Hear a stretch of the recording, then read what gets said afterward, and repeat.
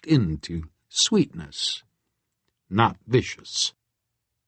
But then I saw the fat police chief walk by, Morrison, on his way past the cells toward the big office and back, just in time for the start of the third verse.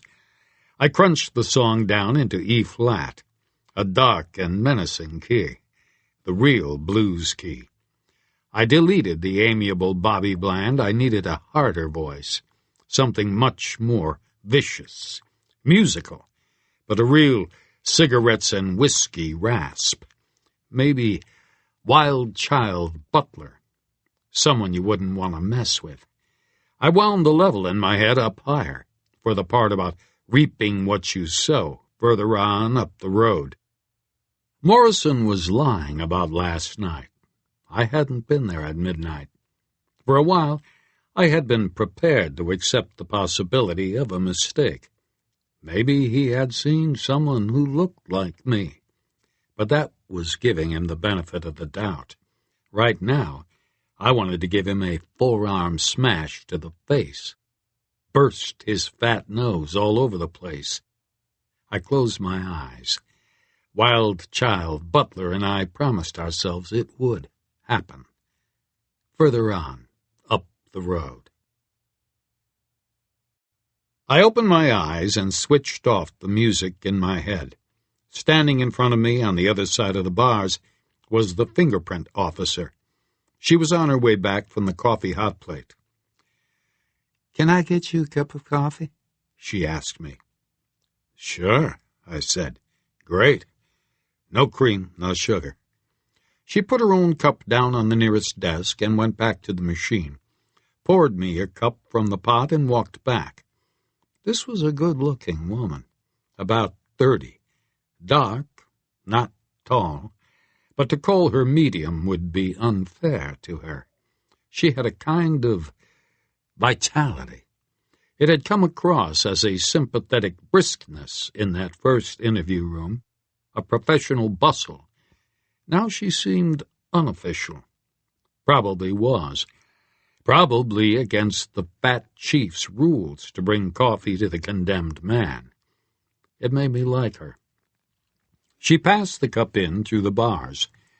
Up close, she looked good. Smelled good. I didn't recall that from earlier. I remembered thinking of her like a dentist's nurse. If dentists' nurses all looked that good, I'd have gone more often. I took the cup. I was glad of it. I was thirsty, and I love coffee. Give me the chance, and I drink coffee like an alcoholic drinks vodka. I took a sip. Good coffee. I raised the cup like a toast. "Thank you," I said. "You're welcome," she said, and she smiled. With her eyes, too. I smiled back.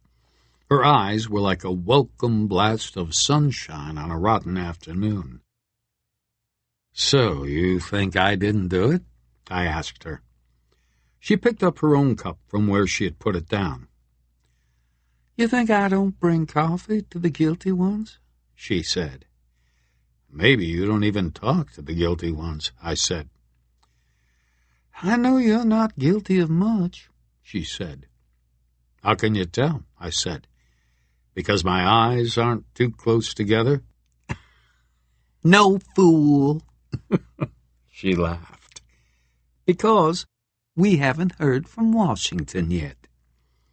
Her laugh was great. I wanted to look at her nameplate over her shirt pocket, but I didn't want her to think I was looking at her breasts. I remembered them resting on the edge of the table when she took my photograph. I looked. Nice breasts. Her name was Roscoe. She glanced around quickly and moved closer to the bars. I sipped coffee. "I sent your prints to Washington over the computer link," she said. "That was at 1236. Big database there, you know, FBI. Millions of prints in their computer. Prints that get sent in are checked. There's a priority order. You get checked first of all against the top 10 wanted list, then the top 100, then the top 1,000. You understand? If you'd been near the top, active and unsolved, we'd have heard almost right away. It's automatic. They don't want any big fugitive to slip away, so the system gets right back. But you've been in there almost 3 hours, and we haven't heard, so I can tell you're not on record for anything very bad. The desk sergeant was looking over, disapproving. She was going to have to go. I drained the coffee and handed her the cup back through the bars. I'm not on record for anything at all, I said. No, she said. You don't match the deviant's profile. I don't, I said. I could tell right away, she smiled. You got nice eyes. She winked and walked away, trashed the cups and moved over to her workstation. She sat down. All I could see was the back of her head. I moved into my corner and leaned up against the hard bars. I'd been a lonely wanderer for 6 months. I had learned something. Like Blanche in that old movie, a wanderer depends on the kindness of strangers. Not for anything specific or material, for morale.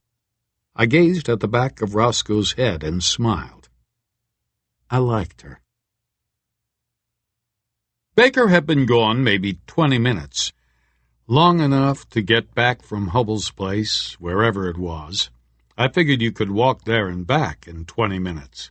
This was a small town, right? A dot on the map. I figured you could walk anywhere and back in 20 minutes. On your hands. Although the town limits were pretty weird. Depended whether Hubbell lived in town or somewhere else within the outer boundaries. According to my experience, you were in town even when you were 14 miles away.